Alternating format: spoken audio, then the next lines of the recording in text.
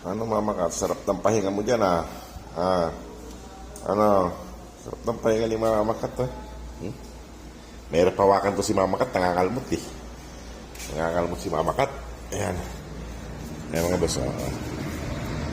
Dito ako tumitingin ng kwan kung may naglalakad na aso dyan sa labas. Minsan kasi may nagdumadaan dyan eh. Ayan ah. Dito kami sa third floor. Nasa third floor kami. Doon yung malaki, doon yung malayo. Yung company nila Idol Joey doon banda. Doon banda sa dulo doon. Ayan o.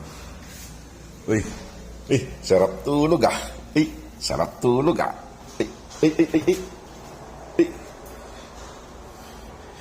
Sarap tulog ni Mama Kat.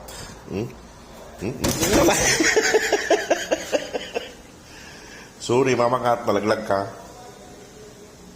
Sarap tulog ni Mama Kat. Malaglag pa. Ano Mama Kat? Ayan si Mama Kat mga boss. Ayan na.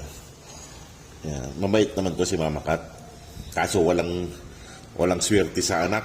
Lahat nawawala. Walang swerte siya sa anak. Pabaya kasi itong mga boss sa anak. Hindi niya inaalagaan yung anak niya. Kaya lahat nawawala.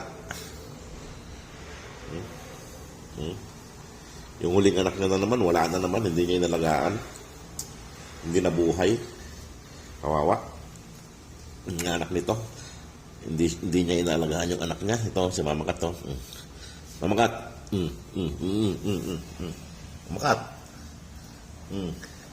Alagaan mo yung anak mo. Pag nag-anak ka, huwag ka na magpabuntis kung hindi ayaw mong alagaan. Ayan ah. Yung mga boss eh. Maganda sanang lahi ito si Mama Kat eh. Kaso hindi siya marunong mag-alaga ng anak. Kaya nawawala yung mga anak niya. Wala siyang swerte sa anak. Ayan ah. Busog na yan eh. Binigyan ko kanina ng pagkain. Hindi ka dito. Ano na to si Mama Kat eh. Ayan ah. Ayan si Mama Kat. Ayan ah. Tutulog na, tutulog na. Tutulog na. Ayan, diyan ka na nga. Uy, inat-inat pa.